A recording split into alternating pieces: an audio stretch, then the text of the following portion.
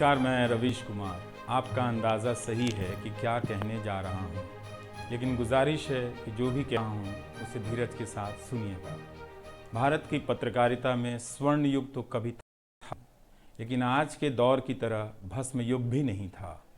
भस्म युग से मेरा मतलब जहाँ इस पेशे की हर अच्छी बात तेज़ गति से भस्म की जा रही हो। यह दिन आना ही था। इस देश में अलग अलग नाम वाले अनेक चैनल हो गए हैं, मगर सब हैं तो मीडिया ही। उसका परिवेश, उसका इकोसिस्टम, पत्रकारिता का और माहौल सब खत्म कर दिया गया है। मगर पत्रकारिता करने और कराने का दावा भी सब कर रहे हैं। खासकर वो भी कर रहे हैं जो उसी सत्ता का हिस्सा माने जाते हैं, उसी के रूप में देखे जाते हैं, जिसकी ताकत से हर दिन पत्रकारिता इस देश में कुचली जा रही है। जब वो कहे कि वह उच्च स्तरीय पत्रकारिता करना चाहता है, तब ऐसा दावा करने वालों को जरा संदेह की निगाह से देखिए। गोदी मीडिया और सरकार भी पत्रकारिता का अपना मतलब आपके ऊपर थोपना चाहती है। अगर इसका मतलब वही है, तब आप एक बार फिर से झांसे में आने वाले हैं। इस वक्त अपने संस्थान को लेकर कुछ खास नहीं कहना चाहता, क्योंकि भावुकता में आप तटस्थ नहीं होते, ऑब्जेक्टिव नहीं हो सकते। एनडीटीवी में 26-27 साल गुजारे हैं।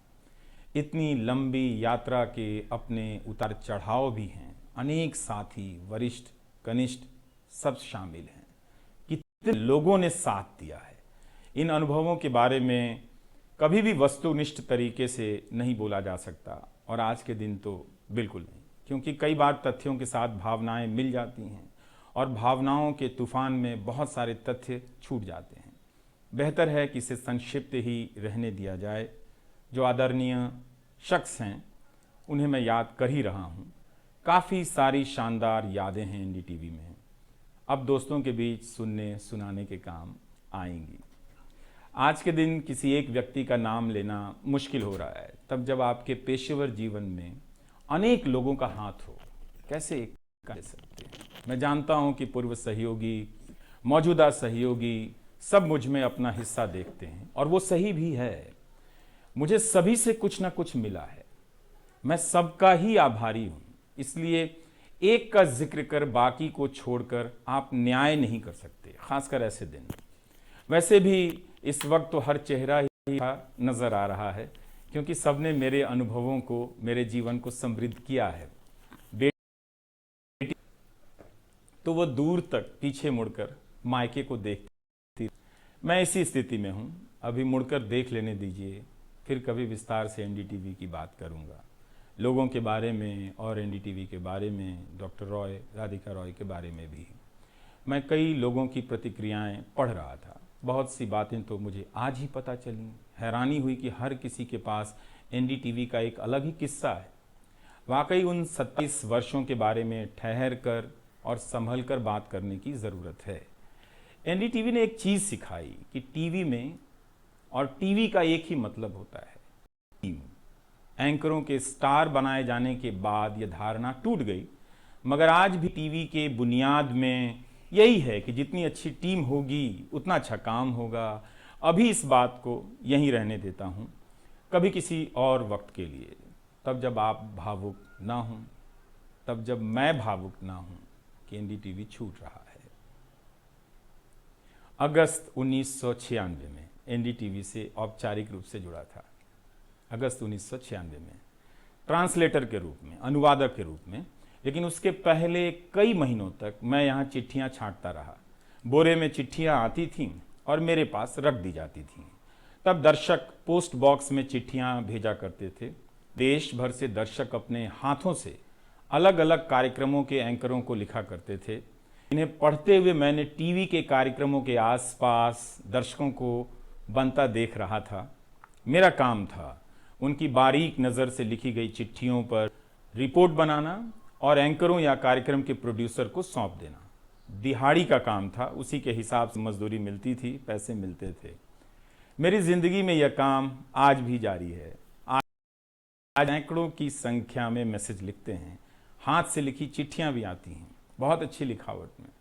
मैं ज़्यादातर मैसेज पढ़ता भी हूँ, और सभी के नहीं, तो बहुतों के जवाब देने की कोशिश कर, कई बार तो अपनी निराशा भी आपसे साझा कर देता हूँ। मैं आपके बीच आकर अपने मन का भाव नहीं छिपाता, क्योंकि मैं आपके बीच बताने के लिए आता हूँ। अगर खुद को ही छिपाने लगा तो वो पूरा बताना नहीं होता है। मुझे तो लगता है कि कई हजार दर्शकों के पास मेरे लिखे हुए जवाब होंगे।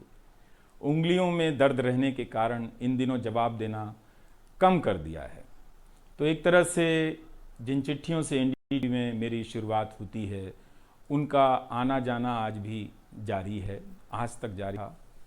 वो काम आगे भी जारी रहेगा, लेकिन इतने सारे सुझावों, जवाबों, अपेक्षाओं, शिकायतों और डांट के बीच सोना, जागना और जीना मुझे आपके हवाले करता चला गया। मैं खुद के कारण नहीं कि मैं आप पर भरोसा ना करूं कि एक दिन आप गोदी मीडिया की इस गुलामी से बाहर आएंगे। आएंगे आप हमेशा इस गुलामी में नहीं रह सकते। इसकी गुलामी से आपको लड़ना ही पड़ेगा। यह सबकी लड़ाई है। इस लड़ाई के बिना आप दुनिया में सर उठाकर नहीं चल सकते। आपकी यही पहचान होगी कि आजाद देश के गोदी मीडिया के गुलाम हैं। इसके खतरे की गंभीरता को समझिए। कानून की आड़ में अब अधिकार कुचले जा रहे हैं, अभिव्यक्तियों को रौंदा जा रहा है ताकि सारे अवैध काम वैध नजर आए। इस समय मेरे रास्ते निश्चित नहीं हैं, निश्चित हैं तो सिर्फ हौसला है। उसका भी क्या भरोसा, कभी आसमान में होता है, कभी पाताल में। एक YouTube चैनल बनाया है रवीश कुमार ऑफिशियल, और फेसबुक पेज भी है रवीश का पेज। इसे सब्सक्राइब कीजिएगा। अब मैं YouTube पर ही नज़र आऊँगा, एनडीटीवी इंडिया पर नहीं। इस संस्था के साथ मर्यादाएं बहुत अलग होती हैं, फ्रीलांस और आज़ाद जीवन की अलग। लेकिन इस बार परिवार के साथ थोड़ा वक्त बिताना चाहता हूँ, जीना चाहता हूँ। मैंने इस्तीफ़ा दे दिया है। नमस्कार, मैं रवीश कुमार अब आपको उस चैनल पर सुनाई नहीं देगा।